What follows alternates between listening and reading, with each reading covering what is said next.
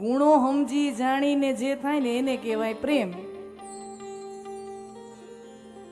ગુણો સમજી જાણી અને જે થાય એને કહેવાય પ્રેમ. અને ઓલું તો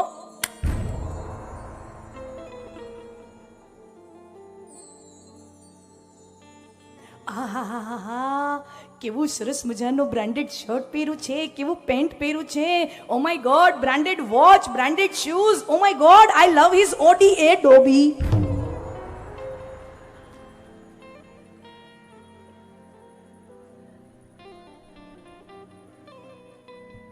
साधारणतः क्या होता है 20-25 साल की उम्र में जो ये भावनाएं अंकुरित होती है ना हृदय में, वो क्या होता है. હવે હું કઈ એવડી મોટી ઉંમરની નથી, હું પણ એટલે મને વધારે નજીકથી ખબર પડે. સમજા, તમને ઘણો ટેમ થઈ ગયો, મને હજી હમણાં જ. तो एक स्त्री या एक पुरुष उस उम्र में क्या अनुभव करता है, અને એમાં આજના સમયમાં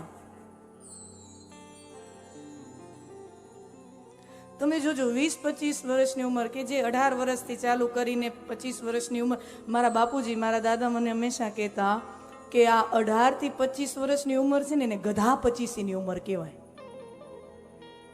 25 વર્ષની ઉંમર સુધીની ઉંમરને ગધા 25ની ઉંમર કહેવાય.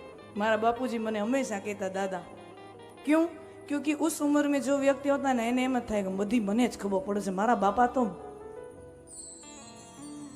होता है 18 થી 25 વર્ષની જે ઉંમર હોય ને એને ગધા 25ની ઉંમર કહેવાય. કારણ કે એને એમ થાય જે ખબર પડે ને એ મને જ ખબર પડે છે. મારા મા બાપમાં એને ગમે એટલું સમજાવવામાં આવે સમજે નહીં. શું કામ? गधा 25, अकल गधो छे. 25 साल की उम्र तक अकल के ऊपर गधा सवार रहता है. અને પછી ધીમે ધીમે તી પાસે પહોંચે ને પછી ખબર પડે મા બાપ કહેતા હતા એમ કર્યું તો હારું, આ તો ભટકાઈ ગયા. લે, આ તો ભટકાઈ ગયા. આજના સમયમાં સૌથી મોટી હે સમાજવાસીઓ, સ્વજનો, વિસનગર વાસીઓ, અહીંયા ત્યાં બધે ત્યાં અમે બધે જઈએ છીએ. અને આપ સૌ પણ જાણો છો સમાજના અગ્રણીઓ પણ અહીંયા છે, મોટી મોટી સામાજિક સંસ્થાઓના અગ્રણીઓ અહીંયા છે. આપની પાસે વારંવાર આ પ્રશ્ન આવતો હશે, અથવા કુટુંબના વડી, તમે કોઈ સમાજના અગ્રણી ન હોય તો કાંઈ નહીં, તમે તો મારા ઘરના તો અગ્રણી છો ને. हैं, हर कोई समाज का मुखिया बना फिरे ऐसा तो जरूरी नहीं है, पर तुम अपने घर के मुखिया हो. तुम्हारे घर में ऐसे प्रसंग आते हैं.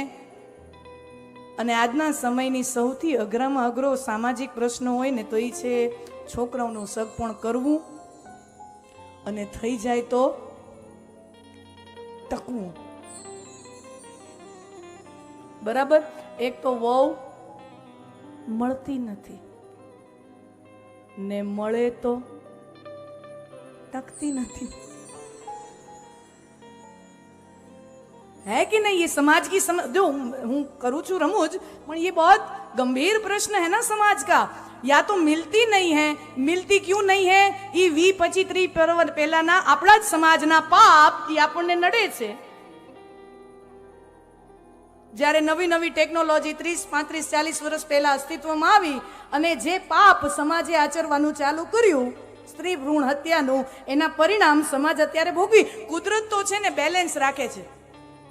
कुदरत अंदर इम्बैलेंस है ज नहीं. कुदरत जितनी स्त्रियों को जन्म देता है उतने ही पुरुषों को जन्म देता है. कुदरत में बैलेंस है.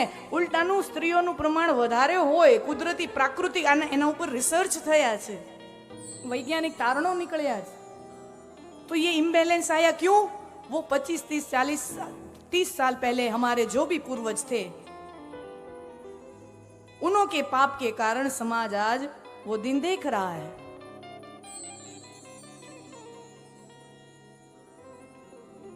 तो आज બહુ વિકટ પરિસ્થિતિ છે અને શ્રીમદ ભાગવત આપણું સુંદર મજાનું આની અંદર માર્ગદર્શન કરે છે કે કોઈ લગ્નેચ્છુક કન્યા હોય કે લગ્નેચ્છુક યુવક હોય, એ પોતાના પાત્રની અંદર જોવે તો શું જુએ. અને ખરેખર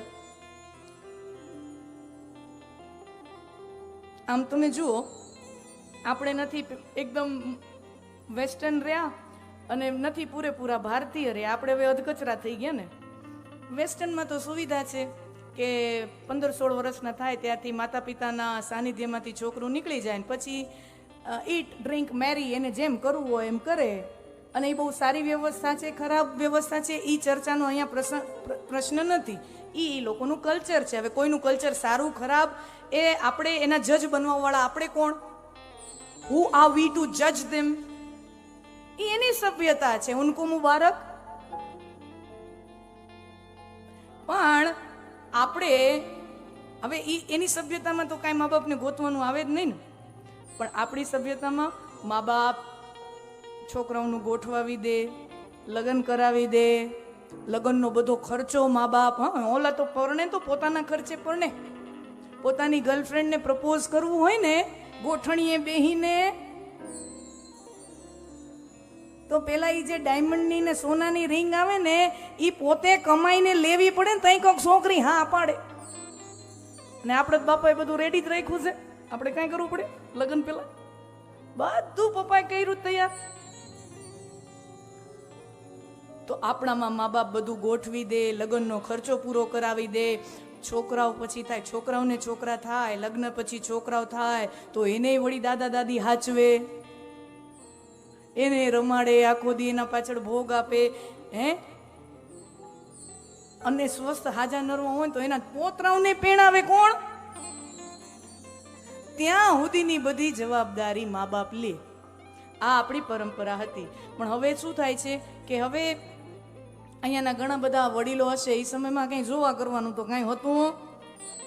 લગ્નના પછી ઘૂંટો ખોલો પછી ખબર પડે ભટકાણા કે લોટરી લાગી.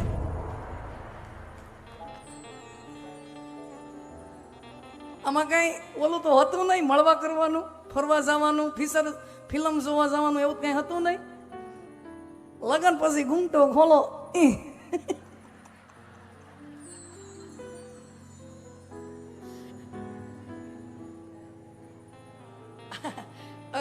और कोई कोई लंगूर को अंगूर लग जाता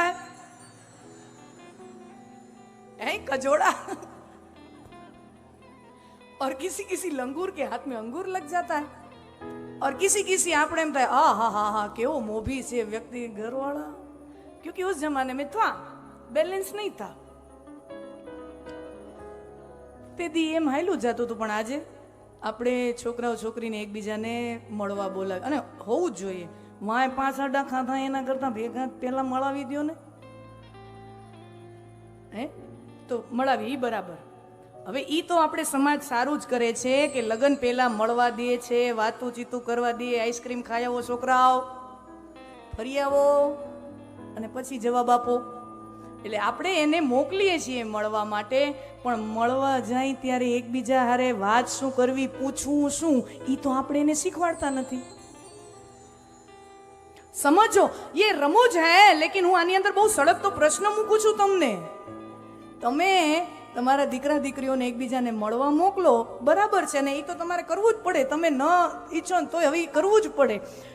પણ એ તમે મળવા મોકલી એટલી સ્વતંત્ર. પણ પછી મળે પછી એકબીજા પાત્ર જ્યારે કોફી શોપમાં બેઠા હોય એકબીજાને પૂછે શું, એ કોઈ દી શીખવાડ્યું બેટા જઈને આવું આવું પૂછજે હો. એનો સોર્સ શું છે આ બધા જ્ઞાનનો? એની બેનપણી અથવા ઓલો હોય તો એની ભાઈબંધ. આ બધા સલાહ સૂચનનો સોર્સ કોણ છે? છોકરી માટે એની બેનપણી ને છોકરા માટે એનો ભાઈબંધ. હવે જેટલી છોકરીમાં હોય એટલી જ એની બેનપણીમાં હોય ને, તો જ એની બેનપણી હોય.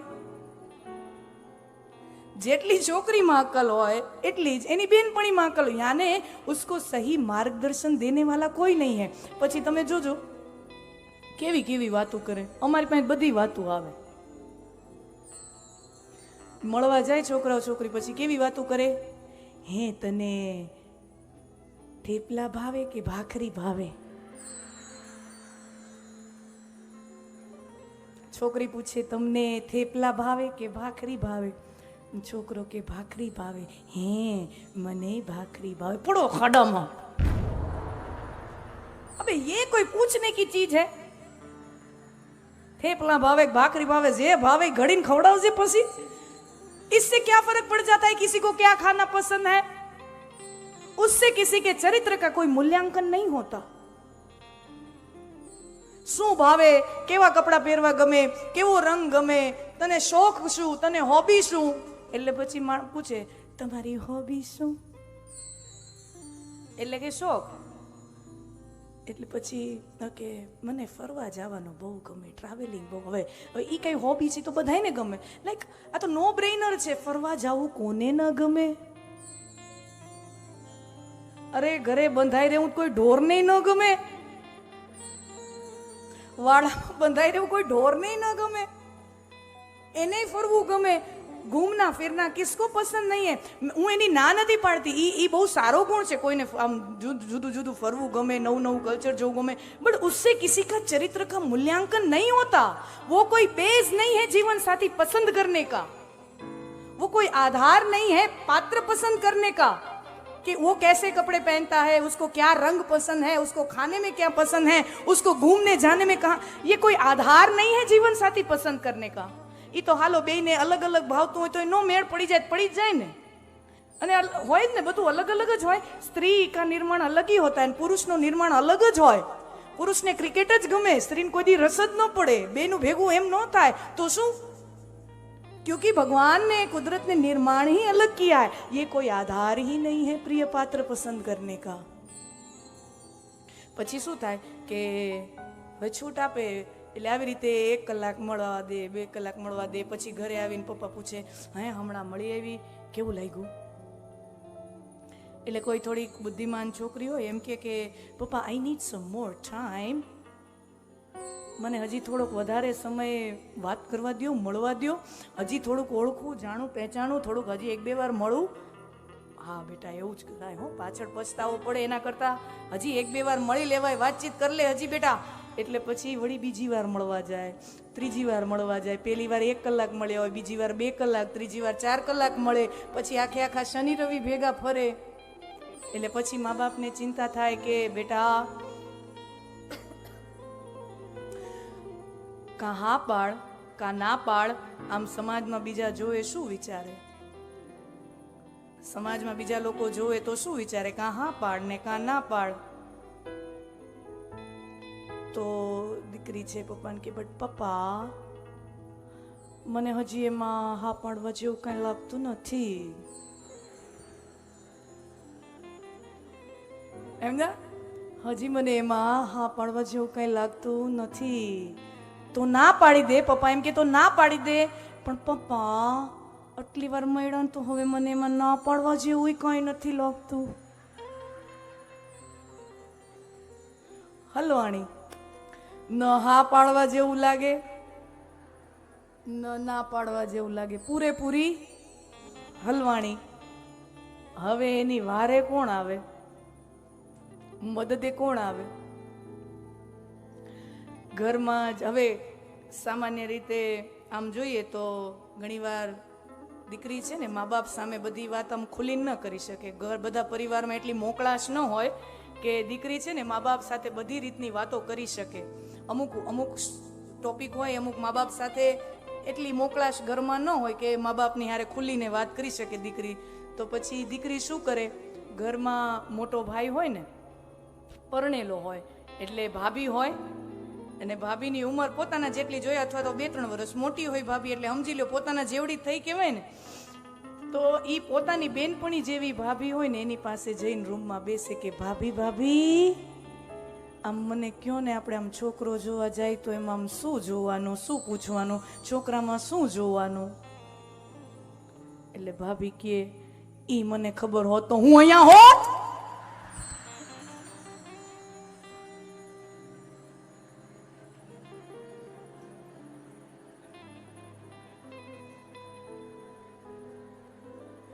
ઈ મને ખબર હોત તો હું અહીંયા હોત તારા ભાઈ હારે.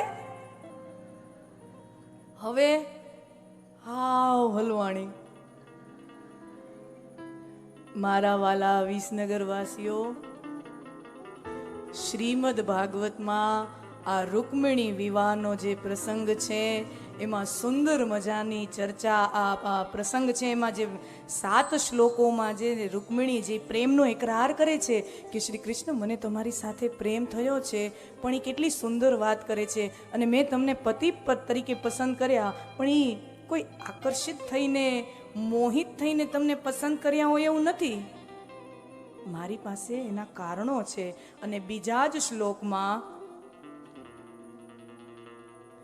રૂકમિણીજી વર્ણન કરે છે કે મેં તમારી અંદર શું શું જોયું અને મને એમ થયું કે મારા પતિ રૂપે આપ મને મળવા જોઈએ. તો તમારી અંદર મેં આ 7 વસ્તુ જોઈને એટલે મેં નક્કી કર્યું કે તમે મારા માટે શ્રેષ્ઠ છો. આ વાત જે રૂકમિણીજી શ્રી કૃષ્ણ માટે કહી રહ્યા છે એ જ વાત આપણા જ સમાજ જીવનમાં, આપણા પોતાના જીવનમાં પણ લાગુ પડે. આ રૂકમિણીજીનો પ્રેમપત્ર આપણા માટે એક પથદર્શન બની રહે.